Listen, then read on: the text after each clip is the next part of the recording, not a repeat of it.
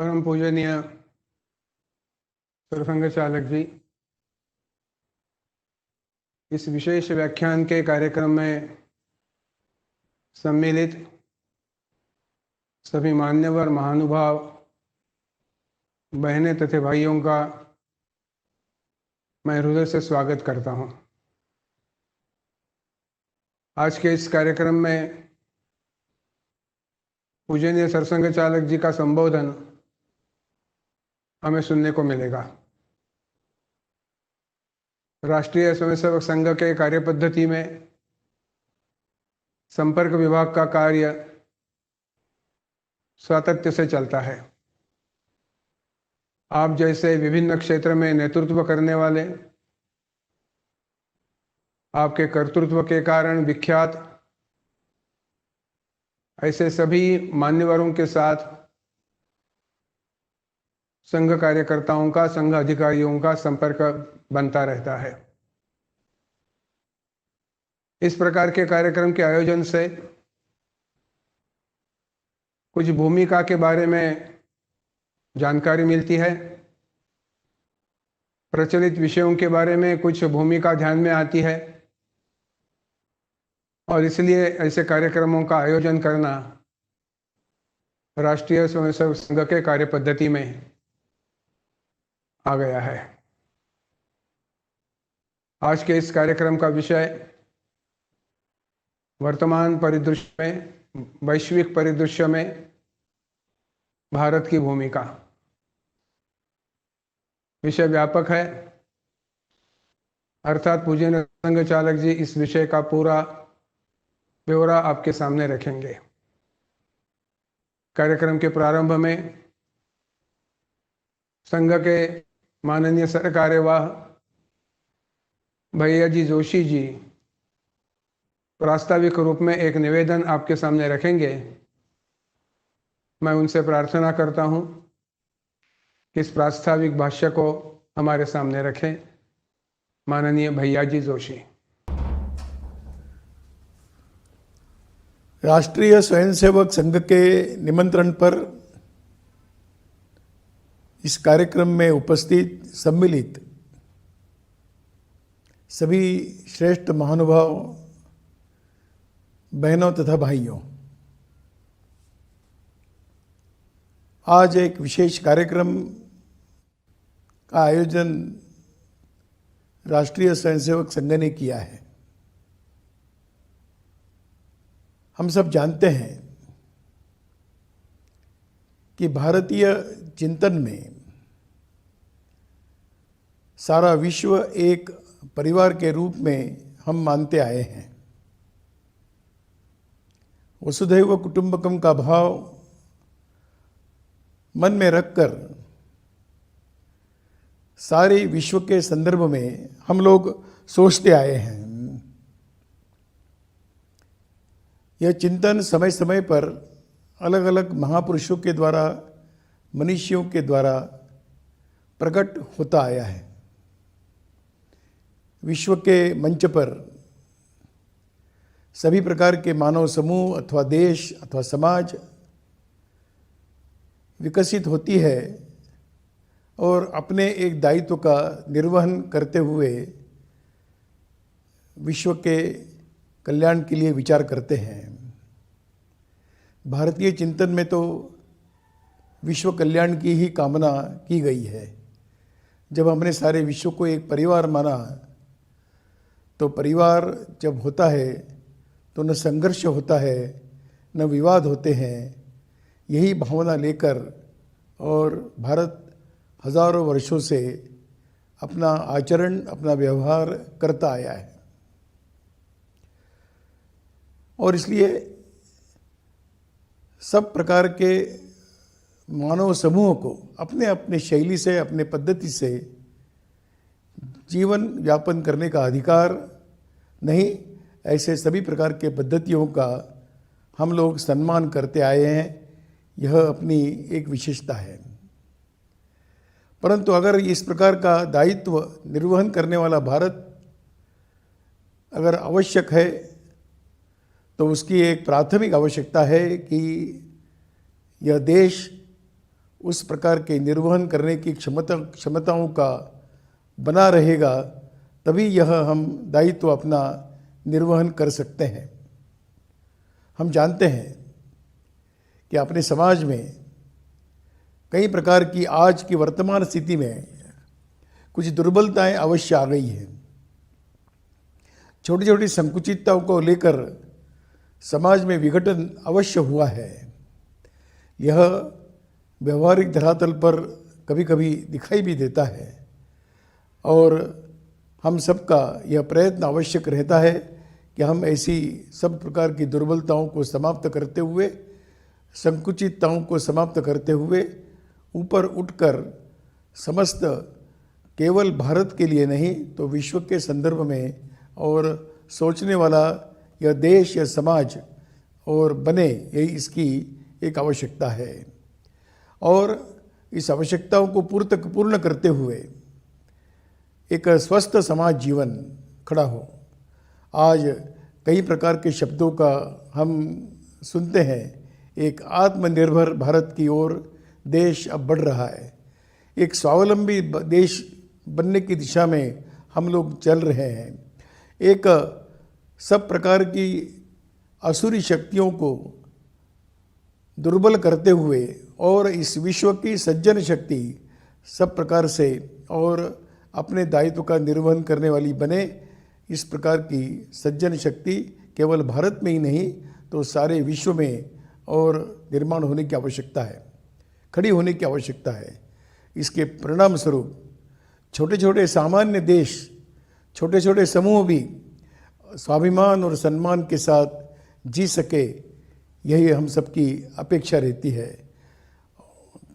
और इसलिए आवश्यक है कि यहाँ का सामान्य जन से लेकर भिन्न भिन्न प्रकार की क्षमताओं को रखने वाले जन सब एक होकर और अपने देश के संदर्भ में अपने चिंतन को सामने रखकर एक समर्थ शक्ति के रूप में खड़े रहे।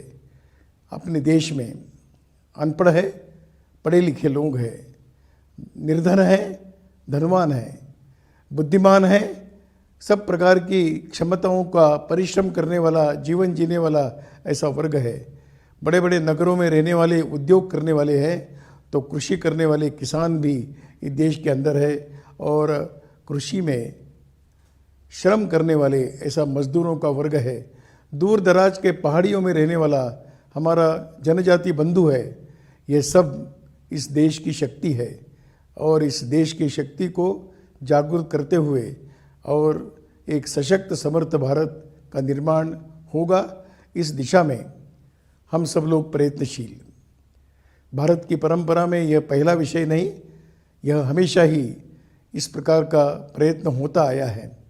आज भिन्न प्रकार की सुविधाओं के कारण यह काम थोड़ा आसान हुआ है, परंतु सहज नहीं, परिश्रम करना पड़ेगा। सब प्रकार की अपनी छोटी छोटी दुर्बलताओं को समाप्त करना होगा, अपने मन की उदारता को प्रकट करना होगा और ऐसी सज्जनों की शक्ति संगठित होकर चलनी पड़ेगी। सामान्य अनुभव आता है कि सज्जन हमेशा असंगठित होते हैं। सज्जनों की संगठित शक्ति ही इस भारत के विश्व के संदर्भ में जो भूमिका है, उस भूमिका का निर्वहन करने का सामर्थ्य प्राप्त कर सकता है। राष्ट्रीय स्वयंसेवक संघ इसी दिशा में गत 95 वर्ष से हम सब लोग इसमें ही प्रयत्नशील है। आज अवसर है कि राष्ट्रीय स्वयंसेवक संघ के परम पूज्य सरसंघ चालक डॉक्टर मोहन राव जी भागवत आज हम सबके सामने अपने विचार प्रस्तुत करने के लिए हमारे मध्य में आए हैं। मैं उनसे निवेदन करता हूं कि एक देशभक्ति पर गीत होगा और उस गीत के पश्चात अपने विचारों को हम सबके सम्मुख प्रकट करें। धन्यवाद। देव दुर्लभ वीर व्रतले संगठित हो देश सारा। देव दुर्लभ वीर व्रतले संगठित हो देश सारा, विश्वव्यापी ध्येय पथ पर राष्ट्र विजयी हो हमारा। विश्वव्यापी ध्येय पथ पर राष्ट्र विजयी हो हमारा। सत्य पथ अपना सनातन, नित्य नूतन चिर पुरातन, व्यष्टि से परमेष्टि तक है चेतना का एक स्पंदन। वेदवाणी के स्वरों में गूंजती संस्कार धारा, विश्वव्यापी ध्येय पथ पर राष्ट्र विजयी हो हमारा। विश्वव्यापी ध्येय पथ पर राष्ट्र विजयी हो हमारा। सब सुखी हो सब निरामय, इस धरा का मूल चिंतन। विश्व को मांगल्य देने कर दिया सर्वस्व अर्पण। गहर पी कर शिव बने हम, शक्ति का यह रूप प्यारा। विश्वव्यापी ध्येय पथ पर राष्ट्र विजयी हो हमारा। विश्वव्यापी ध्येय पथ पर राष्ट्र विजयी हो हमारा। जननी है वसुधा हमारी, मातृ मन का भाव जागे। एकता का मंत्र देकर जगति में एकात्म साधे। विश्व गुरु के परम पद पर हो प्रतिष्ठित देश न्यारा। विश्वव्यापी ध्येय पथ पर राष्ट्र विजयी हो हमारा। विश्वव्यापी ध्येय पथ पर राष्ट्र विजयी हो हमारा। देव दुर्लभ वीर व्रतले, संगठित हो देश सारा। विश्वव्यापी ध्येय पथ पर राष्ट्र विजयी हो हमारा। विश्वव्यापी ध्येय पथ पर राष्ट्र विजयी हो हमारा। राष्ट्र विजयी हो हमारा। माननीय सरकार्यवाह जी, हमारे अखिल भारतीय संपर्क प्रमुख आदरणीय श्री अनिरुद्ध जी देशपांडे और आभासी माध्यम की सहायता से इस कार्यक्रम में सहभागी हुए सभी महानुभाव बंधु माता भगिनी, जैसा कि कहा कि विषय बड़ा व्यापक है और अपने भाषण के समयावधि में उसको पूरे ब्यौरे के साथ आपके सामने रखना ये असंभव बात है। वास्तव में ये एक लंबे और सतत कुछ दिनों के अनेक क्षेत्रों से आने वाले अनेक व्यक्तियों के चिंतन का विषय है। परंतु ये विषय अब मात्र कल्पना रंजन नहीं है। अपने भूतकाल के गुण गौरव करने का केवल विषय नहीं है, अथवा कोई फ्यूचर प्रोजेक्शन का भी ये विषय रहा नहीं। अब ये वर्तमान की आवश्यकता और वास्तविकता है। भारत के भूमिका की प्रतीक्षा हो रही है, और आज से नहीं, बहुत पहले से लोग ऐसा कहते रहे।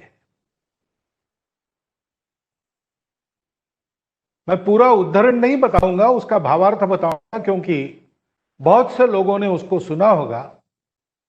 अर्नोल्ड टॉयनबी ने और ये कहा है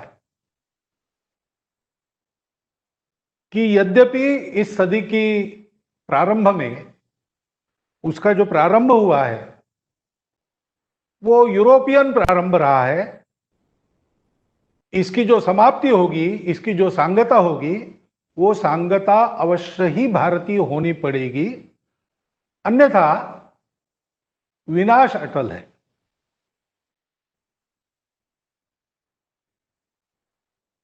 तो हाल के दिनों में, बहुत वर्षों से, बहुत दशकों से हम स्वतंत्र हो गए, उसके बहुत पहले से विश्व को भारत के भूमिका की प्रतीक्षा है। परंतु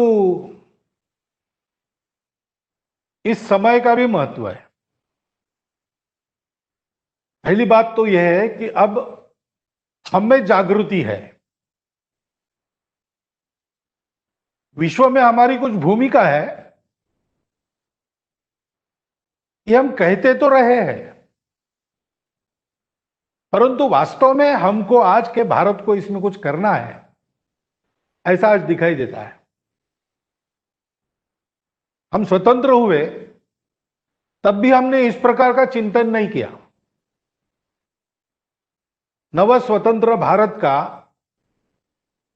विश्व के जीवन में क्या स्थान रहेगा, क्या योगदान रहेगा, ऐसा कोई हमारा विजन डॉक्यूमेंट हमने तैयार नहीं किया। न ही इसकी बौद्धिक क्षेत्र में कुछ चर्चा हुई, क्योंकि उस समय तो ऐसा माना जाता था कि हम लोग क्या करेंगे, हम तो अभी विकसनशील राष्ट्र हैं। लेकिन आज हम में यह विश्वास जागा है। हर एक राष्ट्र का एक प्रयोजन होता है, ऐसा स्वामी विवेकानंद कहते थे। वो कहते थे कि जैसे रोम का प्रयोजन था कि उस समय के संपूर्ण विश्व के सामने एक मिलिट्री माइट का उदाहरण खड़ा करना, वो उसने खड़ा कर दिखाया। उसके अस्तित्व का प्रयोजन समाप्त हो गया और रोम भी समाप्त हो गया। ऐसे राष्ट्र अवतीर्ण होते हैं इस सृष्टि के जीवन को आगे बढ़ाने के लिए। उसका जो जीवन उद्देश्य है, उसका प्रयोजन सफल करते हैं और सफल होने के बाद चले जाते हैं। परंतु वो कहते थे कि भारत का प्रयोजन विश्व के लिए सदा आवश्यक प्रयोजन है। समय समय पर दुनिया को वो आधार देने के लिए भारत का उत्थान होता है, और वो समय आया है, भारत को जागना है। वो कहानी भी बताते थे। एक शेर का बच्चा, उसके माता को शिकारी ने मार दिया, तब गडरियों के हाथ लगा। दयावश वो अपने साथ उसको ले गए और उसको अपने भेड़ों के झुंड में उन्होंने पाल पोस कर बड़ा किया। बकरी का दूध पी पी के बड़ा हुआ वो बच्चा बकरियों के साथ ही जंगल में जाता था और अपने को बकरी समझ के ही रहता था। और वो बकरियां भी उसके साथ भी जैसे आपस में करती है, ठेले ठेली करती थी। एक दिन शिकार के इरादे से उस जंगल में एक शेर आ गया और उसने आश्चर्य देखा कि रोज जो बकरियों का झुंड यहां चरने के लिए आता है, उसमें एक शेर भी है, जवान शेर है, और बकरियां उससे डरती नहीं, उसको धक्के मारती है। तो ये क्या मामला है, इसका पता लगाने के लिए दहाड़ कर उसने अपना रुख उस झुंड की ओर किया, तो सारी बकरियां भागने लगी। वो बकरियों में पला शेर भी भागने लगा। इसने झपट्टा मार के उसी का कान पकड़ा और पूछा कि क्यों भैया तुम भाग क्यों रहे हो, मेरे से बात करो। तो थरथर कांपने लगा, महाराज गलती हो गई, मैं फिर अपराध नहीं करूंगा, मुझे जीवदान दो।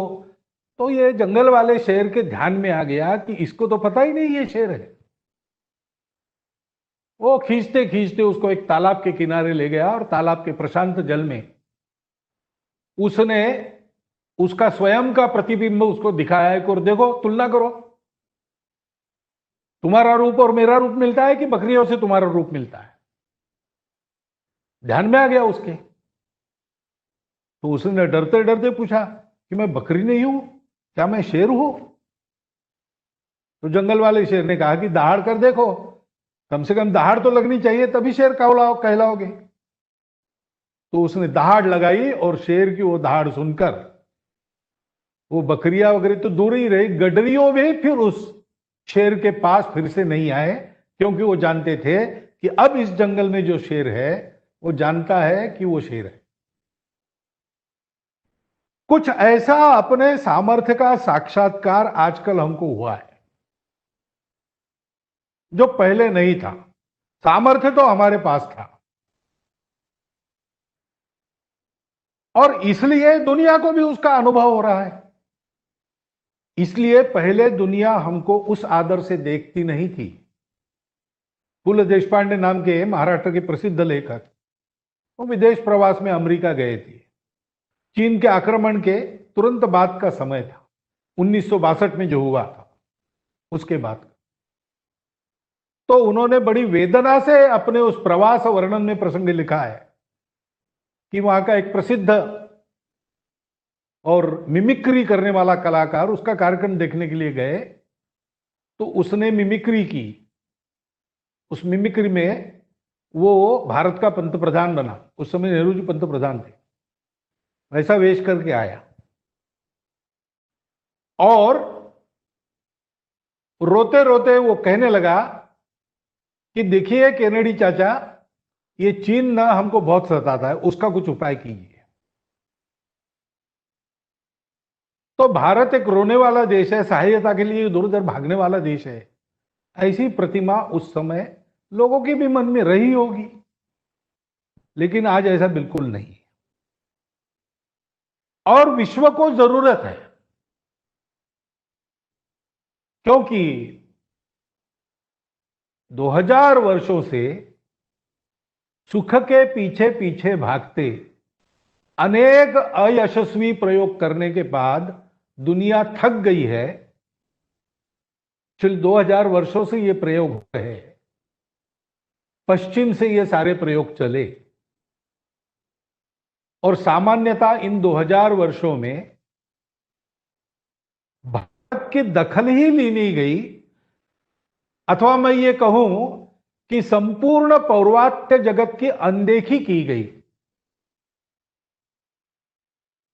यह माना गया कि ये लोग तो ठहर गए, ये आगे नहीं बढ़ सकते, ये बर्बर लोग हैं, इनके पास ज्ञान नहीं है, इनके पास संस्कार नहीं है। अपने अहंकार में विचार करने वाले लोगों ने ऐसा विचार किया। लेकिन ऐसा करने के बाद भी और अपने प्रयास पूरे करने के बाद भी जिस ध्येय के लिए वो निकले थे वो तो नहीं हुआ। ध्येय सुख था, तो वैश्विक स्तर पर सुख की व्याख्या क्या करेंगे? तो भाई दुनिया में सर्वत्र शांति है, युद्ध कलह कहीं नहीं है।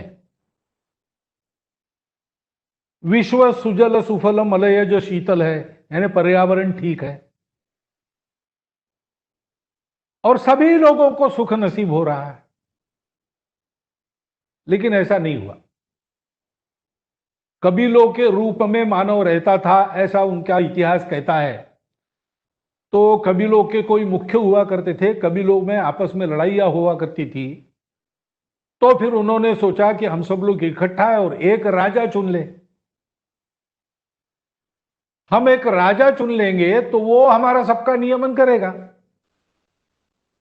तो उन्होंने राजा को अधिकार दे दिया, अपना राजा चुन लिया, राजा राज्य करने लगा। राज्य करने का, लोगों को शासित करने का, नियमित करने का राजा का अधिकार ईश्वरीय माना गया। लेकिन वो राजा बाद में अत्याचारी हो गए और लोगों को ही खाने लगे। तो फिर उसके विरुद्ध प्रतिक्रिया हुई और कुछ साक्षात्कारी महापुरुष, उन्होंने कहा राजा का राज्य क्या है, राजा तो मनुष्य है, राजा को भी अधिकार देने वाला जो है, राजाओं का राजा, वो ईश्वर है, ईश्वरी कानून से चलता है। तो कानून क्या है? तो पुस्तक आई, तोरा आया, बाइबल आया, कुरान आया, उसमें विश्व के सत्य के बारे में जो कुछ विवरण था, उस विवरण के आधार पर समाज जीवन के कुछ नियम और उनको सर्वश्रेष्ठ मानते हुए उसके आधार पर चलेंगे।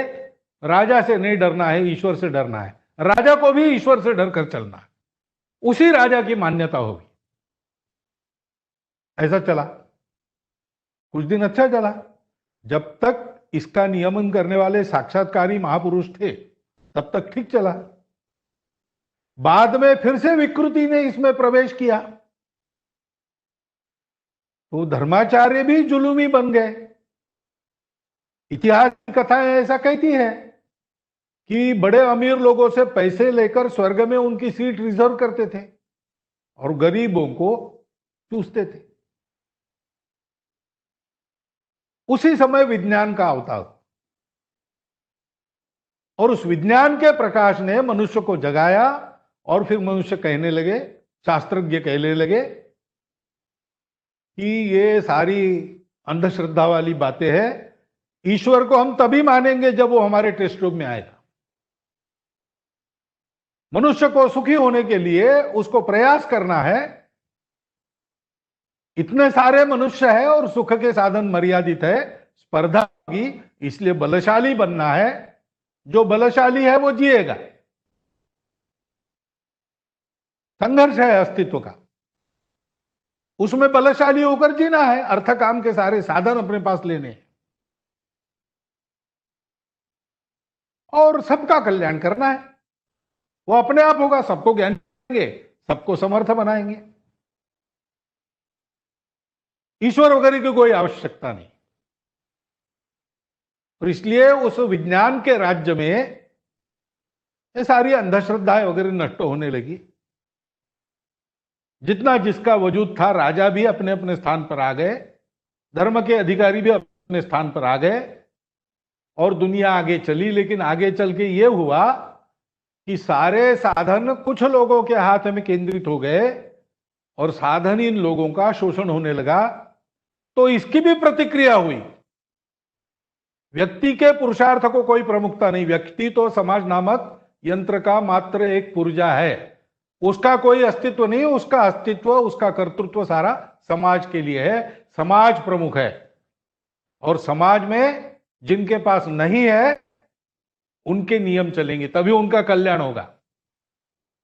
क्योंकि ईश्वर वगैरह नहीं है तो भलमनसाहत का भी कोई आधार नहीं, नीति का भी कोई आधार नहीं है। ये मान के चला जाएगा कि मनुष्य भी एक पशु है। पशु है तो वो सबको दमित करेगा, सब पर अपना अधिकार स्थापित करेगा। तो अधिकार अगर जिनके पास कुछ नहीं है उनके पास है तो न्याय होगा, नहीं तो नहीं होगा। और सर्वहारा की हुकुमशाही का और समाजवाद का सिद्धांत लेके दुनिया आगे चली। कुछ अच्छी बातें उसमें भी हुई, परंतु आगे चल के ध्यान में आया कि ऐसा चल नहीं सकता।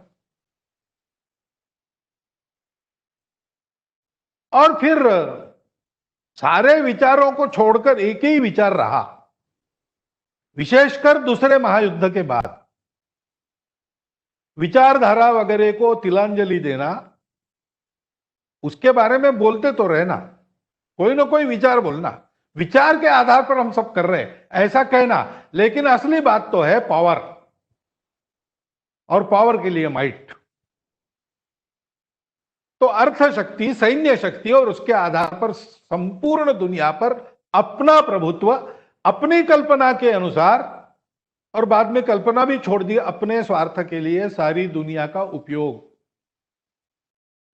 ऐसे ही अब तक चला और हमने देखा कि दो ध्रुव उत्पन्न हो गए, एक तरफ अमेरिका, एक तरफ रशिया। उनके आपस में युद्ध तो प्रत्यक्ष नहीं, क्योंकि द्वितीय महायुद्ध में के हानि को देखकर अपने भूमि पर युद्ध होना नहीं है, तो दूसरे देशों को शस्त्रास्त्र देकर उनमें युद्ध, प्रभाव को घटाना, प्रभाव को बढ़ाना, आर्थिक क्षेत्र में, अन्य क्षेत्रों में देश के मानस पर प्रचार से कब्जा करना, कोल्ड वॉर नाम की एक नई युद्ध की विधा हमने देखी। आधुनिक इतिहास में नहीं है, लेकिन यहां इसको मंत्र युद्ध कहा गया है, शीत युद्ध आजकल कहते, वो हुआ। और उसमें अमेरिका यशस्वी हुई और सोवियत यूनियन परास्त हो गई। संपूर्ण विश्व पर एक छत्र महाशक्ति अमेरिका बन गई, और इसलिए वो लगा कि बस अब इतिहास समाप्त हो गया, आगे नहीं बढ़ेगा, अब ऐसे ही चलने वाला है। अपने अहंकार में सब लोगों को ऐसा लगा कि हाँ बिल्कुल ठीक बात है, अब तो पाश्चात्य वर्चस्व, अमेरिका के वर्चस्व में ही सब चलेगा। लेकिन ऐसा नहीं हुआ, उनको वापस आना पड़ा, क्योंकि विश्व को सुखी करने की बात तो दूर है, परंतु इस विश्व को एक भी नहीं रख सके, अपने देश में भी संतोष पूरा ला नहीं सके। इस दौर में अनेक भाषाएं समाप्त हो गई, अनेक सभ्यताएं समाप्त हो गई, विविधता का ह्रास हुआ, पर्यावरण की हानि हुई, संपूर्ण विश्व के कल्याण की कामना सूख कर रह गई। इतनी ही मैक्सिमम गुड, मैक्सिमम पीपल, और वो भी मैक्सिमम यानी कुछ थोड़े से देश। एक वाक् प्रचार चलता था, साउथ यानी विश्व के दक्षिण गोलार्ध के सारे देश जो साधनों में, प्राकृतिक साधनों में और बड़े अमीर है, लेकिन सब प्रकार से अनुन्नत, और उनके साधनों का उपयोग करते हुए मुट्ठी भर जनसंख्या के लिए दुनिया के सारे साधन और लगाने वाला ये प्रगत देशों का वर्ग, और उसके बीच भारत जैसे देश जो विकसित होने के लिए प्रयास कर रहे हैं। ध्रुव एक ही अमेरिका, लेकिन ये चला नहीं, उसकी व्यवस्थाएं बनी। सारी दुनिया में इस प्रकार का कल्याणकारी एक प्रभाव ऐसा हुआ नहीं। उन्हीं को कहना पड़ा 2005 में कि सबके लिए एक ही प्रकार का मॉडल नहीं चल सकता, ये हमारी गलती हो गई। हमने ऐसा कहा कि अपनी अपनी संस्कृतियां भूल जाओ, नहीं, कल्चर मैटर्स।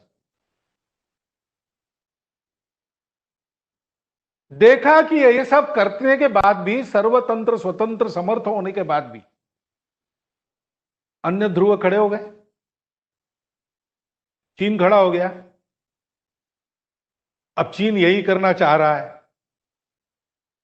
कहने के लिए तो कम्युनिस्ट कहते हैं कि हम तो सोशलिस्ट है, हम कभी कैपिटलिज्म की ओर नहीं जाएंगे, हम वर्चस्ववादी नहीं है। परंतु संघ के द्वितीय सरसंघ चालक ने, पूजनीय श्री गुरु जी ने उसी समय कहा था, 60 के दशक में,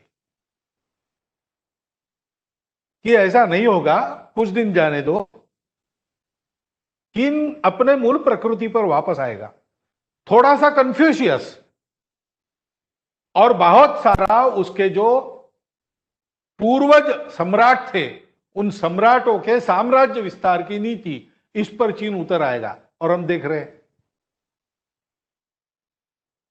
अमेरिका के सारे नीति को झांसा देकर वो विश्व की एक बहुत बड़ी आर्थिक शक्ति बन गया है और अपने प्रभाव को विस्तारित करना चाहता है। सारी बातों का उपयोग उसके लिए करता है। विश्व अपने बारे में क्या कहता है इसकी चिंता नहीं करता, वो अपने ध्येय पर आगे बढ़ रहा है, ये उसकी प्रकृति है। उसके चलते कई प्रश्न खड़े हो गए। जो एक ध्रुवीय विश्व था वो फिर से बहुध्रुवीय हो गया। अब रशिया भी अपने खेल खेल रहा है, पश्चिम को दबाकर अपने आप को आगे लाने की चेष्टा कर रहा है। इस सारे खेल में मध्य पूर्व में जो सारे देश थे उसमें कई प्रकार की खलबली चली है और उसके बहुत सारे परिणाम सारी दुनिया पर हो रहे हैं। सांप्रदायिक कट्टरता फिर एक बार उभार ले रही है। इस प्रकार की एक अस्थिर अवस्था जिसमें विविधता पर संकट, विश्व की शांति पर संकट, जनतांत्रिक व्यवस्थाओं पर संकट और विश्व की सुंदरता के समाप्ति का संकट उत्पन्न हो गए। सुख तो मिला नहीं। पर्यावरण की हानि का एक बहुत बड़ा प्रश्न दोधारी तलवार के रूप में विश्व के सिर पर फिर से लटकने लगा और उसमें ये कोविड की परिस्थिति आ गई। तो आज तक जिन सिद्धांतों पर सुख लाने का प्रयास किया उससे सुख तो मिला नहीं। उन सिद्धांतों को छोड़ छोड़ लोग जा रहे हैं। एक शब्द हम सुनते, लिबरल डेमोक्रेसी। तो लिबरल डेमोक्रेसी यानी हम डेमोक्रेसी है, हमारा एक देश है, लेकिन ये राष्ट्रवाद और राष्ट्रीयता वगैरह बातें बेकार है, सारी मानवता एक है, हमारे यहां तो सब चलता है। अच्छी बात है, कल्पना सुंदर है, परंतु ऐसा हुआ नहीं। जो जो अपने आप को लिबरल डेमोक्रेसी कहने वाले देश है वो आज सबके सब राष्ट्रवाद पर उतर आ रहे हैं। क्या फ्रांस, क्या अमेरिका, क्या इंग्लैंड, क्या हॉलैंड। तो वो जो कल्पना थी कि संपूर्ण विश्व एक और market force will be driving the people, इन दोनों को छोड़ दिया। जो प्रयोग किए उनके गृही तक ही छोड़ दिए और परिणाम मिले नहीं, रास्ता दिख नहीं रहा है। जिस विज्ञान के आधार पर ये सारी बातें करने का पुरुषार्थ मानव ने दिखाया, उस विज्ञान की भी सीमा हो गई। एक स्टारी यूनिवर्स नाम का लेख 1974 में मैंने पढ़ा था। उसने कहा कि बड़ा कठिन है अब, क्योंकि बड़ी सी बड़ी वस्तुएं जो है अवकाश में, ये जो सारे ग्रह गोल है उनको हमने देख लिया, आकाश गंगाओं को देख लिया, प्रकाश वर्षों के अंतर को पाटने लगे। अब हमारे ध्यान में आता है कि इसके आगे हमारे साधनों से जाना संभव नहीं है, क्योंकि प्रकाश वर्ष दूर सबसे नजदीक तारा है अल्फा सेंटोरी, वो 30 साल दूर है, 30 प्रकाश वर्ष दूर है। इसका मतलब वहां से निकला हुआ प्रकाश पृथ्वी पर आने के लिए 30 वर्ष लगते हैं। तो आज अगर हम उसका चित्र लेंगे तो हमको ये समझना पड़ेगा कि आज लिया हुआ वो चित्र 30 साल पुराना है। आज की अभी वस्तु स्थिति क्या है हमको पता नहीं लगेगी। पृथ्वी के वातावरण में प्रकाश सरलता में जाता है, लेकिन अवकाश में वो कर्वेचर भी आती है। उसमें हो सकता है कि बहुत ज्यादा दूर जाए तो प्रकाश घूमकर हमारे पास आए और हमारी पीछे की वस्तु हमको हमारे आगे दिखे। तो सत्य का पता लगाने के लिए जो विश्व की भव्यता है उसको पाटने का कोई साधन आधुनिक विज्ञान के पास नहीं। वो लिखता है, अमेरिका का एक अच्छा फिजिसिस्ट था, उसका लेख था, भूल गया, एक रीडर्स डाइजेस्ट का कॉमेमोरेटिव वॉल्यूम, उसके 75 वर्ष पूरे हुए इसलिए उसमें यह था। और उसने कहा सूक्ष्माति सूक्ष्म हमने इतना कर लिया कि अब हम एटम के अंदर के कणों तक गए। अब यह स्थिति है कि उपकरणों से उसको देखने या कुछ करने जाते हैं तो बिगड़ता है। तो वो मूल में कैसा था दिख नहीं पाते हम, क्योंकि देखने की क्रिया में ही वो अपना रूप बदल देता है। वो कण है कि वो तरंग है, ये हमको पता नहीं चलता। फिर वो कहता है कि अब एक ही साधन है जो प्रकाश से ज्यादा गति से जाने के बाद भी टूटता नहीं है। बाकी सारी अपनी वस्तुएं हमारे देह सहित प्रकाश से अगर ज्यादा गति में जाने लगी तो एकदम बिखर जाएगी। लेकिन एक ही साधन है मनुष्य का मन। मन का उपयोग करके हमको जाना पड़ेगा, और अगर मन का साधन के रूप में उपयोग करना है, हमको उस लेख में उन्होंने नाम दिए थे, हमको योग वासिष्ठ और पतंजल योग सूत्र का अध्ययन करना पड़ेगा, यानी भारत की तरफ आना पड़ेगा। आजकल लोग कहते हैं कि इतने विविध प्रकार की डाइवर्सिटी भारत लेके चल रहा है, लेकिन विश्व में ही जो सारे कट्टरपन के परिणाम दिख रहे वगैरह वगैरह, तुलनात्मक दृष्टि से भारत इससे बहुत सुरक्षित है। कारण क्या है? भारतवर्ष में भी एक समय की वैज्ञानिक प्रगति थी, बहुत पीछे नहीं जाना। वैसे धर्मपाल जी का साहित्य आप पढ़ेंगे तो कितनी प्रगति हमारी थी में आएगा। शिक्षा व्यवस्था हमारी आदर्श शिक्षा व्यवस्था थी, जिसको यूरोपीय देश अपने में ले गए। भारत की कृषि सर्वोत्तम कृषि, उन्नत कृषि थी। लेकिन ऐसी कई बातें हमने अपने देश में मानक के रूप में प्रस्थापित करके दिखाई। एक तरह से दुनिया के केंद्र में भारत रहा, लेकिन पर्यावरण की कोई समस्या हमको नहीं आई।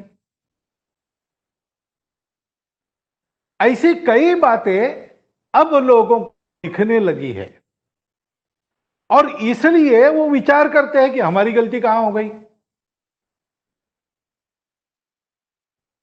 ये जो सारा उत्पात चल रहा है उसमें दुनिया भर के चिंतक सोच रहे हैं। अब ये जो वर्णन मैंने किया तो सब कुछ मटिया मेट हो गया, ऐसा अर्थ नहीं उसका। इन सारे पुरुषार्थों में से मनुष्य कुछ कदम आगे बढ़ा है, लेकिन जहां जाना है वहां जाने के लिए कुछ न कुछ कमी अपने पास है, इसका भान भी सबको हुआ है। और उस अधूरेपन को पूरा करने की बात अपने को करनी पड़ेगी, क्योंकि सारा जिस कारण से हुआ, पंथ संप्रदाय मनुष्य को शांत बनाने वाले, प्रेममय बनाने वाले होने चाहिए। कट्टर बनाने वाले कैसे हो जाते हैं? क्योंकि पंथ संप्रदाय ये स्पिरिचुअलिटी का डोमेन है। स्पिरिचुअलिटी पश्चिम में मटेरियलिज्म के पूर्ण विरुद्ध। उसको साथ में चलाने के लिए उस आत्मभान के हित को शरीर मन बुद्धि के सुख के हित के साथ भी जोड़कर चलाने वाला तत्व उनके पास नहीं है।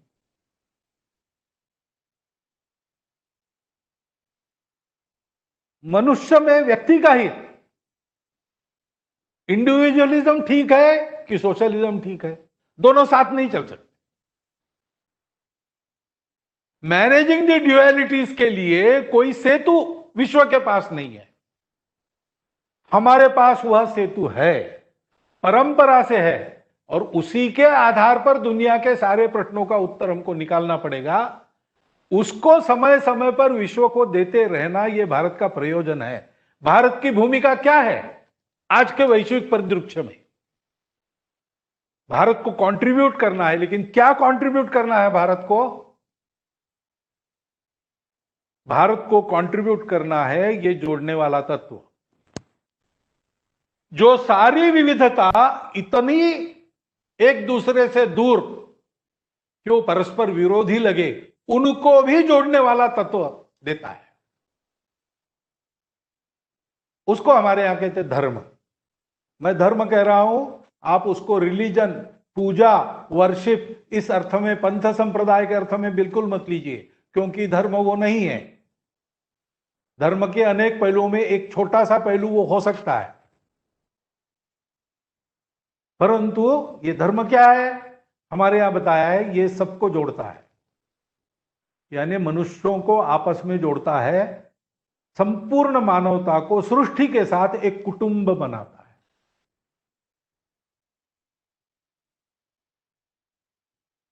एक व्यक्ति, समाज और सृष्टि तीनों को जोड़कर तीनों का विकास एक साथ करने वाला। मनुष्य के शरीर, मन और बुद्धि तीनों के सुख को देते हुए उसको आत्म सुख की ओर बढ़ाने वाला। और दुनिया में जो लोगों की आशाएं, आकांक्षाएं, इच्छाएं हैं सुख की, और उसके लिए दुनिया में जितने साधन हैं, यानी काम पुरुषार्थ और अर्थ पुरुषार्थ, ऐसा हमको, उसको अनुशासित करके संपूर्ण विश्व का एक एक घटक, एक एक व्यक्ति सही अर्थ में स्वतंत्र बने, ऐसी मुक्ति उसको देने वाला।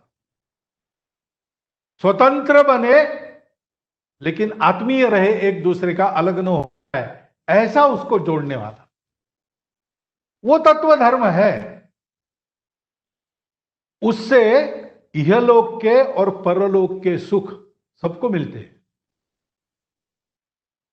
भारत को यह देना है, maximum good of the maximum people का उत्तम उदाहरण क्या हो सकता है?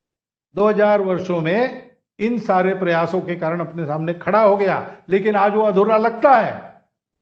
सर्वे भी सुखिनः सन्तु, सबको सुख मिले, ऐसी व्यवस्था देनी, उसमें किसी को गौण नहीं माना जाएगा,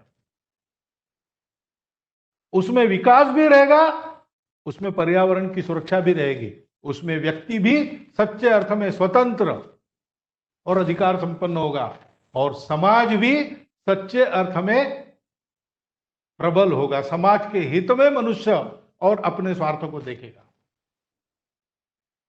ऐसी व्यवस्था देने वाला धर्म है जो सबको जोड़ता है, सबको उन्नत करता है, सबको ऊपर उठाता है। इसलिए उसको कहा है कि यह धारणा करता है। धारणा धर्म इत्याहु धर्मो धारयते कहा प्रजा। वो इस लोक के सुख और परलोक के सुख दोनों की एक साथ चिंता करता है, अभ्युदय और निश्रेयस दोनों को देता है। और वो धर्म स्वभाव सबके उसको न्याय देते हुए सबके कर्तव्यों का अनुशासन देता है।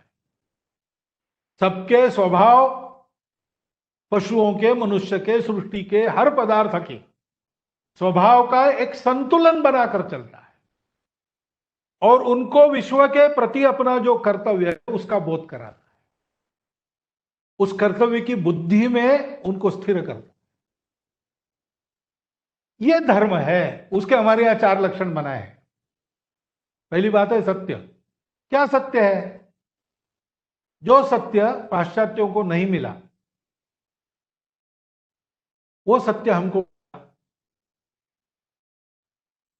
अस्तित्व एक है, अस्तित्व में विविधता दिखती है, एकता का ही आविष्कार है। आजकल हम लोग कहते हैं ना विविधता में एकता, भारत उसके आगे जाता है, वो कहता है एकता की ही विविधता है। और इसलिए इसका विचार जो करेंगे, विचार कैसा करेंगे? मेरे लिए क्या उपयोगी है और नहीं है, ऐसा नहीं करेंगे। ये सब मेरा अपना है, इसके योग्य प्रकार से योजना हमको करनी है, किसी का किसी को उपद्रव न हो और सबका लाभ सबको मिले।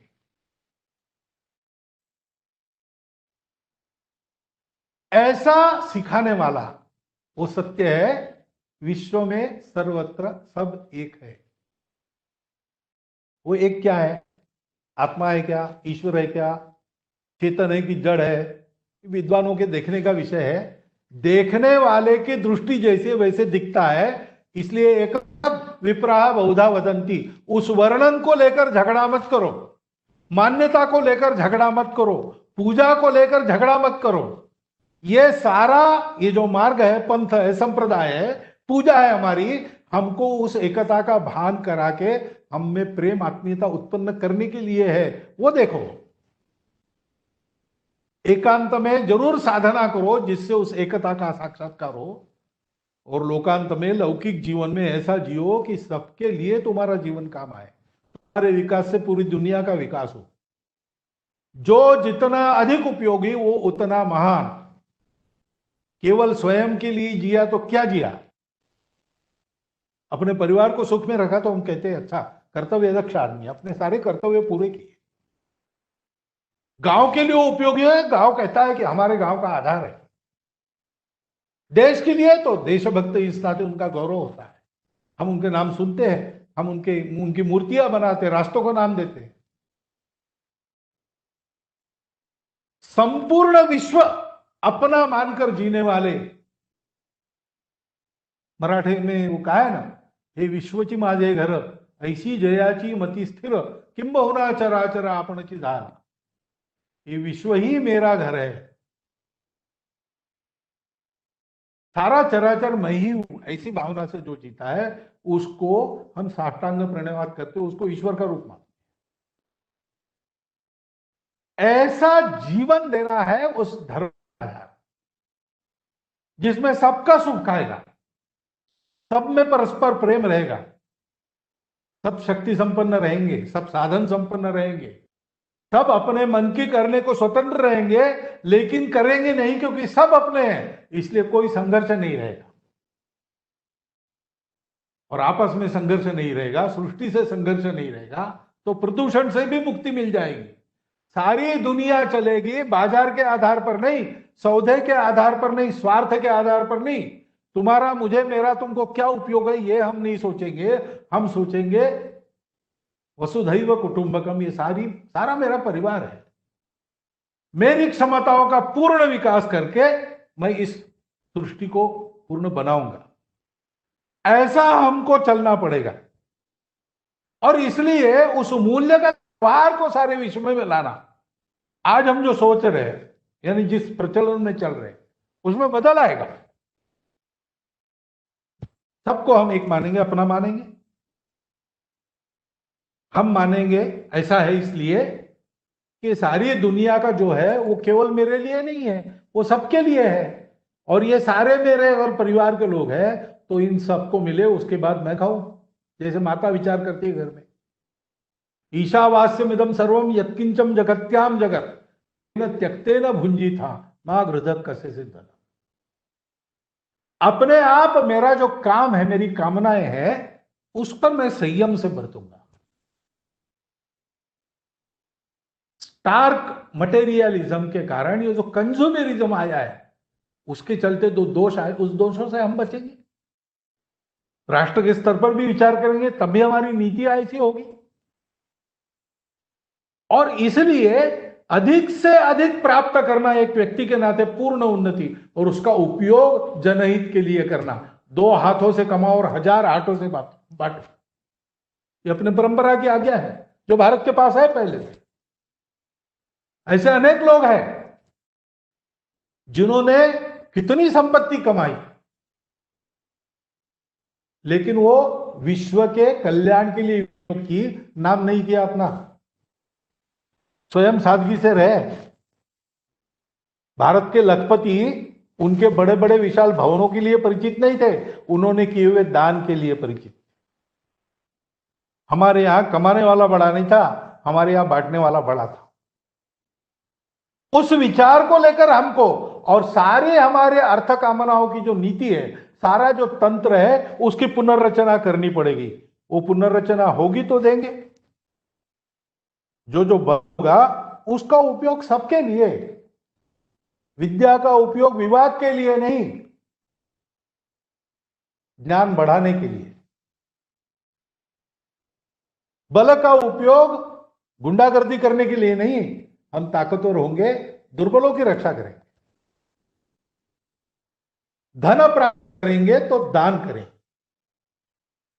इस प्रकार के एक विचार के आधार पर इस संपूर्ण विश्व के कमियों को दूर करते हुए बहुत कुछ अच्छा हुआ है, उसको बरकरार रखते हुए नूतन रूप उसको थोड़ा सा देना पड़ेगा, उसको जोड़ना पड़ेगा और आगे बढ़ाना पड़ेगा। ये जिनके पास धर्म है वो कर सकते। भारत के पास धर्म है, भारत धर्म देगा, लेकिन केवल विचार नहीं होगा, ये प्रत्यक्ष करके दिखाना पड़ेगा। तो उसका तफसील निश्चित करना पड़ेगा हर क्षेत्र में। और यहां इस बौद्धिक वर्ग का प्रयोजन ध्यान में आता है। ये विचार मैं जो आपको बता रहा हूं, संघ की दृष्टि है, लेकिन इस पर चर्चा है और कोई फाइनल डिक्टेट नहीं। संघ में भी हम ऐसा कहते हैं, तो इस पर चर्चा होकर क्या करना है, क्योंकि कई बार ऐसा कहते हैं, we will cross the bridge when we will come to it. Now we have come to the bridge. अभी तक ये केवल दिग्दर्शक बातें थी, कभी होगा नहीं होगा पता नहीं था, बोलने में कोई दिक्कत नहीं थी। लेकिन अब इसके आधार पर हर एक क्षेत्र में अनुभव लेने पड़ेंगे, प्रयोग करने पड़ेंगे, उसका विश्लेषण करके, चर्चा करके पहले अपने देश को हम इस प्रकार खड़ा करके दिखाएं। क्योंकि हमको दिखाना कैसे है, हमको लादना नहीं है, हमको अपने पंथ संप्रदाय को सर्वत्र प्रचलित करने के लिए विश्व दिग्विजय लड़के नहीं करना है, खून की नदियां नहीं बहानी है। जोर जबरदस्ती लालच से लोगों को जबरदस्ती उनके मूल से काटकर परिवर्तित नहीं करना है। हमको आदेश है कि ये सब आपको जो करना है दुनिया को देना है। कैसे देना है? स्वम स्वम चरित्रं शिक्षेरम। हमको अपने अपने उदाहरण को खड़ा करना, अपने देश के उदाहरण को खड़ा करना है। हमको आज के ज्ञान विज्ञान का जो कुछ काल सुसंगत और अर्थपूर्ण ज्ञान है वो सारा स्वीकार करके अपने परंपरा की सारी आवश्यक बातों को, कमियों को पूरा करने वाली बातों को उसमें भर के एक देश के, समाज के सामूहिक जीवन का एक प्रतिरूप खड़ा करना पड़ेगा। और इसका ठेका नहीं दिया जाता। हम मानते हैं कि इसको करेंगे कोई हमारे नेता लोग करेंगे, ऐसा नहीं है। ये समाज का पुरुषार्थ होता है और इसलिए समाज का नेतृत्व करने वाले आप जैसे सभी प्रभावशाली लोग, आप जैसा करेंगे वैसा समाज बनेगा, वैसा देश बनेगा। सरकार देश नहीं बनाती, देश सरकार बनाता है। और इसलिए भारत को दुनिया में एक कंट्रीब्यूटर बनाना है तो भारत को अपने आदर्श, अपने विचारों के आधार पर, क्योंकि वो भारत के आदर्श नहीं है केवल, वो वैश्विक आदर्श है। यही सारी और कल्पना लेकर हमारा जीवन खड़ा हुआ है और इसमें प्रत्येक देश की अपनी अस्मिता और विविधता को पूर्ण स्कोप है। कोई एक तंत्र में सबको बिठाने का हम प्रयास नहीं करेंगे। मुझे याद है संघ के एक बौद्धिक वर्ग में मैंने सुना है, हमारे आचार्य कह रहे थे उस समय, वो अब नहीं है, कि देखो ये राष्ट्रीय स्वयंसेवक संघ भारत में खड़ा होगा, संघ के स्वयंसेवक देश विदेश में भी जाएंगे तो वहां भी वो खड़ा करेंगे। तो बाकी देशों में संघ क्यों खड़ा करना है? वहां भारत का राज्य स्थापन करना है क्या? या भारत का धर्म वहां पर सबको सिखाना है क्या? ऐसा कुछ नहीं है। कहेंगे अपने मूल्यों संस्कारों के आधार पर वहां राष्ट्रीय स्वयंसेवक संघ के सेवक ऐसा जीवन जिएंगे जिसको देख के वहां के लोग अपना राष्ट्रीय स्वयंसेवक संघ बनाए। और उस समय तो ये केवल एक प्रोजेक्शन था, फ्यूचर प्रोजेक्शन, लेकिन आज वो वास्तविकता में आया है। हिंदू स्वयंसेवक संघ की शाखा को देखकर केनिया में तद्देशीय लोगों ने उनके संघ की शाखाएं चलाना प्रारंभ की, क्योंकि उनको लगा कि अच्छा जीवन जीने का तरीका इसी तरह से सीखने को मिलता है। हमने उनको कहा नहीं, हमने कहा ये तो हमारा संघ भारतीयों के लिए है, आप अपना संघ आप तय करो, उसकी भाषा स्वतंत्र रहेगी, उसके गीत उनके अनुरूप होंगे। ये सारी बातें वहां के अनुरूप उन्होंने खड़ी कर दी। भारत को भी ऐसा जीवन खड़ा करना पड़ेगा दुनिया में, और जीवन खड़ा करना है तो कोई एक आदमी बड़ा आदेश करे और सब लोग, ऐसे नहीं होगा। जीवन के विभिन्न क्षेत्रों में अनुभव रखने वाले आप जैसे सब लोग हैं। हमको इसको ध्यान में रखकर कि दुनिया के अधूरेपन का उत्तर हमको देना है, ये हमारे जीवन का प्रयोजन है, राष्ट्रीय जीवन का। दुनिया समस्या में है, आशा से हमको निहार रही है, हमको उनकी आशाओं को पूर्ण करने वाला भारत खड़ा करना है। अपने अपने क्षेत्र में हम ऐसे प्रयोग करें, हम ऐसा खड़ा करें और हम मिलकर चले। ये सब करने का सामर्थ्य तो आपका है। आपने जीवन में अपनी गुणवत्ता को जीवन की परीक्षा में सिद्ध कर रख दिया है और आप भारत के महाजन हैं। इस दिशा में हम चलेंगे, हमको मिल जाने की जरूरत नहीं है। ये जो वेंचर होगा नए भारत खड़ा करना, दुनिया को दिशा देने वाला भारत, दुनिया को धर्म देने वाला भारत, दुनिया में एक अत्यंत क्रूशियल कंट्रीब्यूशन देने वाला भारत, ये खड़ा करने वाले हम लोग एक वाहिनी में चले, इसकी आवश्यकता नहीं। This venture need not be a joint venture, but all ventures must be coordinated in one direction. हमारे यहां संगठन सूक्त हम कहते हैं, संगच्छध्वम संवदध्वम संवो मनावसी जानता। एक दूसरे को मन कर समझकर, एक दूसरे का मन रखते हुए हम सब लोग एक दिशा में चले, एक दिशा में बोले। भारत को खड़ा करना है, देश के लिए जीना है। और उसके कारण हमारा मंत्र समान रहेगा। संपूर्ण समाज का एक पुरुषार्थ है कि हमारी समिति बन जाएंगी और हम लोग सहचित्त होंगे। विनोबा जी भावे कहते हैं कि सहचित्तता यानी समचित्तता नहीं है, यानी आपके हमारे मत भी मिलने की आवश्यकता नहीं, लेकिन उद्देश्य, दिशा एक होनी चाहिए। दिशा स्वार्थ की नहीं होनी चाहिए। भारत को दुनिया में योगदान देने वाला देश बनाना है तो जो भारत के पास है वो भारत, उसके आधार पर भारत को खड़ा करना पड़ेगा, काल सुसंगत रूप उसका। और उसके उदाहरण से सारी दुनिया सीखेगी। उस उदाहरण को अपने अपने देश के अनुसार एडाप्ट करके अपने अपने देश में खड़ी करेगी। उसमें सहायक बनना पड़ेगा। हमको अपना हृदय लेके जाना पड़ेगा, अपनी सेना या अपना खजाना लेके नहीं जाना पड़ेगा। भूभाग नहीं, शत शत मानव के हृदय जीतने का, क्योंकि वो सब अपने हैं। ऐसे हम चले, इसकी आवश्यकता रहेगी। और उसके लिए हमको इस प्रकार एक दिशा में कदम मिलाते हुए बात करके चलना पड़ेगा। जो जो काम करना पड़ेगा उसके लिए योजना बनानी पड़ेगी। और इसलिए सब क्षेत्रों में इस प्रकार एक साथ भारत की कीर्ति बढ़ाने वाले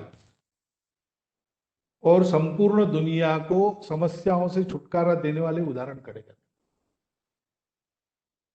उदाहरणार्थ एक अपनी जैविक खेती है, खेती करना, जमीन से लेना, लेकिन जमीन को ऊसर होने नहीं देना।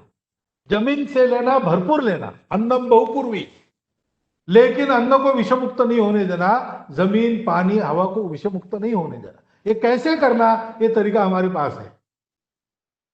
आज कृषि विज्ञान फिर से जैविक खेती की ओर आ रहा है, जो हमारी परंपरागत पद्धति। हमको भी अपने यहां के कृषि विज्ञान की रचना उस आधार पर बनानी पड़ेगी। किसान ये करेगा, उसके आधार पर यशस्वी होकर बनाएगा तो अपने आप सरकार की नीतियों में आएगा।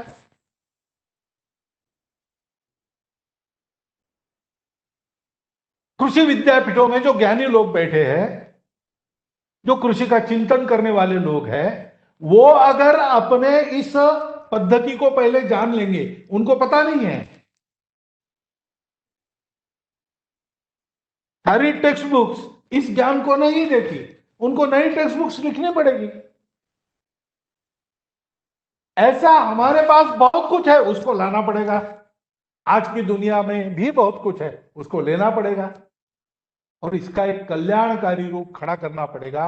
ये उद्यम अपने अपने क्षेत्र में हम सबको खड़ा करना पड़ेगा।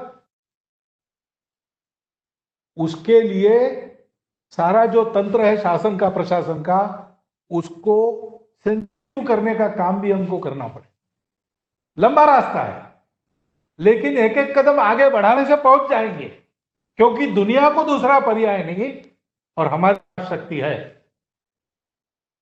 हमको उसका थोड़ा थोड़ा अनुभव हो रहा है, तो हम आज दुनिया में एक मान्य देश बन गए।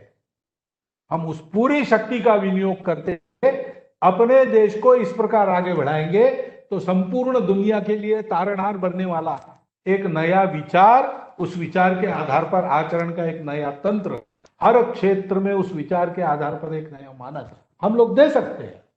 हमको देना चाहिए, इसका संकल्प हम सबको करना चाहिए। मुझे लगता है कि इस दृष्टि से, विचार से लेकर सारी बातें हमको भी पढ़ना पड़ेगा, हमको भी अवगाहन करना पड़ेगा। हमारे पास क्या क्या है, दुनिया से लेने लायक क्या क्या है, उसके दुनिया में परिणाम क्या हुए, हमारे यहां क्या हुए, कौन से परिणाम विहित है ताकि हम उनको स्वीकार करें, कौन से नहीं चाहिए ताकि वो परिणाम लाने वाले बातों को हम छोड़ दें। ऐसा स्वाध्याय करना पड़ेगा। हमको उसके आधार पर अपना जीवन खड़ा करना पड़ेगा। मेरा अपना जीवन खड़ा करना पड़ेगा, मेरे अड़ोस पड़ोस में और जो कुछ है उसका जीवन खड़ा करना पड़ेगा, मेरे देश का जीवन खड़ा करना पड़ेगा और हम सबको कोऑर्डिनेटेड वे में चलना। उसके लिए संपर्क संवाद हमारा बना रहे, कल्पनाओं का आदान प्रदान होता रहे, एक दूसरे के प्रयोगों में सहायता हो, एक दूसरे के प्रयोगों का संज्ञान हम ले, जो जो ठीक है, अच्छा है, यशस्वी है, उसका प्रचार हम करें, श्रेय के झंझट में हम न पड़े। ये संपूर्ण मानवता के त्राण के लिए भारत का श्रेय होगा। भारत को भी उस श्रेय की परवाह नहीं, होगा तो होगा, नहीं तो नहीं होगा। कि वसुधैव कुटुंबकम की वृत्ति है, वसुधा मेरा कुटुंब है, उसको बचना है, उसको बचाना है। ऐसा हम चले, ऐसे चलना, यही हमको करना पड़ेगा। और इसलिए आज बड़ा संयोग है, पिछले बार मैंने एक बात की थी, वो अक्षय तृतीया पर की। आज मैं बात कर रहा हूं, आज त्रिपुरी पूर्णिमा है। ऐसा कहते हैं कि तारकासुर नाम का राक्षस था, उसके 3 पुर बने थे। शिव जी ने उस पुर को, तीनों पुरों को आज के दिन नष्ट किया और उस राक्षस से विष्णु को बचाया। त्रिपुर जलाते हैं। अब तारकासुर का नाश करने वाले शिव जी थे, यानी पवित्र थे, निस्वार्थ बुद्धि के थे। विश्व को बचाने के लिए हलाहल को भी अपने कंठ में धारण करने की उनकी मानसिकता और उनकी शक्ति थी, और उन्होंने वो 3 पुर जलाए। हम भी ऐसे शिव बने, संपूर्ण विश्व के कल्याण की भावना और भारत के परम वैभव की कामना मन में लेकर हम निस्वार्थ बुद्धि से अपने अपने क्षेत्र में ऐसे प्रयास खड़े करने में जुट जाए। हम अपने आत्महीनता का, आत्मगौरवहीनता का पहला पुर उसको जला दें। हम अपने आत्मगौरव को प्राप्त करें, आत्मविश्वास को प्राप्त करें। हम अपनी अकर्मण्यता, आलस, नकारात्मकता, इसका बना हुआ दूसरा पुर भी जलाए और सकारात्मक होकर हम करते हैं, इस आत्मविश्वास से करने लगे। वो ये नहीं करता, वो नहीं करता, सबब बनाना छोड़ दे, जो है वो करना है, और करने के लिए रास्ता भी मुझे बनाना है। पायोनियर स्पिरिट, उस स्पिरिट से हम काम में लगे। और आपस के संघर्ष, मतभेद, उसमें से उपजे मनभेद, एक दूसरे के विविधताओं के अनादर में से निकली हुई कट्टरता, उसमें से एक दूसरे के प्रति उपजा हुआ भय, इन सारी विघटितताओं के लक्षणों को हम छोड़ दें। इन 3 पुर वाले तारकासुर को हम जलाने का संकल्प, उसके लिए शिव बनने का संकल्प आज ले और अपना उद्यम प्रारंभ करें, तो भारत को हम दुनिया का कंट्रीब्यूटर बना सकते हैं। क्योंकि भारत कंट्रीब्यूटर रहा है, उसके फिर से एक बार कंट्रीब्यूटर होने की आवश्यकता है। भारत की भूमिका आने वाली दुनिया में बहुत महत्वपूर्ण है, क्योंकि जो नए नए और शक्तियां नई नई उभर कर विश्व में आ रही, उसमें सबको विश्वास देने वाली, अभय देने वाली, आश्वस्त करने वाली शक्ति केवल भारत की शक्ति है। अन्य शक्तियों से लोग भय खाते हैं, उनके बारे में आश्वस्त नहीं है। उन शक्तियों सहित सबके मन में विश्वास है कि भारत अगर आगे आता है और नेतृत्व करता है तो हमारा कल्याण होगा। और इसलिए उनके इस विश्वास को सार्थ करने वाला शिवत्व हम धारण करें, भारत में उत्पन्न करें, और अपने पुरुषार्थ से और एक नया मानक, नई परिभाषा, नए मूल्यों की व्यवस्था दुनिया को दे। आने वाले समय में विश्व में भारत की यही महत्वपूर्ण भूमिका रहेगी। जैसा मैंने कहा कि इसका तांत्रिक तफसील एक भाषण में हो नहीं सकता, एक पहलू पर भी बोलना है तो भी 7 दिन की व्याख्यान माला चाहिए, तज्ञ लोगों की गोष्ठी चाहिए, तब इसका पूरा चित्र आता है। लेकिन एक दिशा तो हम विचार कर ही सकते हैं, उसका चिंतन हम करें, कृति प्रारंभ करें।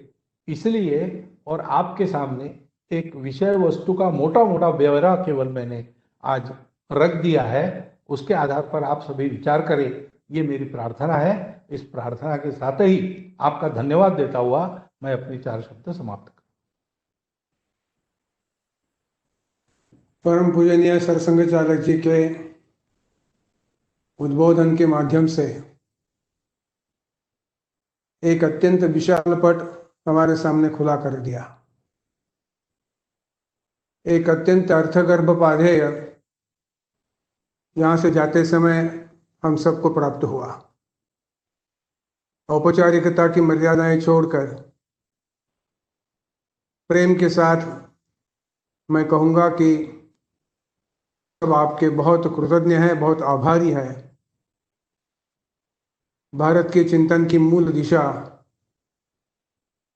एक बार फिर से सबके सामने आने का प्रयास इस व्याख्यान से सफल होगा, ऐसी मैं अपेक्षा रखता हूं। आज के इस कार्यक्रम में मैं आता हूं क्योंकि हमने निमंत्रणों की व्यवस्था की थी। समाज के भिन्न भिन्न क्षेत्र के मान्यवर यहां आए हैं। कोविड के संकट के कारण ये आभासी पद्धति से करना पड़ रहा है, लेकिन अपने अपने घरों में, अपने कार्यालयों में रहकर आप इस ले रहे हैं, ये मैं जानता हूं। जब हमने सूचियों का विचार किया तो ध्यान में ऐसा आया कि बहुत सारे क्षेत्र इसमें आ सकते हैं। है, अर्थ है, शिक्षा है, सामाजिक क्षेत्र है, सांस्कृतिक क्षेत्र है। ऐसे सभी क्षेत्रों से मान्यवर महानुभाव यहाँ इस कार्यक्रम के लिए बड़ी उत्सुकता के साथ सहभागी हुए हैं। मैं उन सब से अपेक्षा करता हूं बहुत विनम्रता से कि जिस प्रकार की आगे चलने वाली कामों की दिशा हमें प्राप्त हुई है, उसमें आपका सहभाग, आपका नेतृत्व, आपका प्रारंभ हमें मिलता रहेगा, ऐसा विश्वास मैं व्यक्त करता हूं। आप सभी ने समय निकालकर इस कार्यक्रम में आपको स्वयं को सम्मिलित किया। मैं जानता हूं कि बहुत सारे लोगों को और भी इसमें आना था, समय अभाव के कारण सबसे संपर्क नहीं हुआ। मैं उनके प्रति क्षमा प्रार्थी हूं। फिर से मैं पूजनीय सरसंघ चालक जी, माननीय सरकार्यवाह जी, इनके प्रति प्रेम पूर्वक कृतज्ञता व्यक्त करता हूं, क्योंकि संघ के सारे व्यवहारों में प्रेम के साथ ही ये सारी बातें आगे आती है। और आप सभी जो संघ के विचारों से परिचित है, संघ के विचारों के लिए नए हैं, कोई नया है ऐसा तो मैं नहीं समझता, लेकिन शायद अनुभव का होगा, ऐसे सभी को मैं धन्यवाद प्रदान करता हूं। आपका ये सारा सानिध्य, आपकी सहभागिता भविष्य में भी प्राप्त होती रहेगी। संघ के संपर्क विभाग के माध्यम से स्वयंसेवक आपसे मिलते जाएंगे, अधिकारी आपसे मिलते जाएंगे। आपके मतों का और आपके सारे अभिप्रायों का जरूर विचार होगा। मैं आप सभी से प्रार्थना करता हूं कि इस प्रकार की आपसे कुछ अपेक्षाएं और मत जानने का प्रयास औपचारिक पद्धति से हम कर रहे हैं, उसमें भी आपकी सहभागिता प्रार्थनीय है। जो सारे यहाँ आए हैं उनके प्रति मैं आभार व्यक्त करता हूँ, और यह कार्यक्रम यहीं पे समाप्त होता है ऐसा भी जाहिर करता हूँ। सभी को फिर एक बार धन्यवाद, नमस्कार।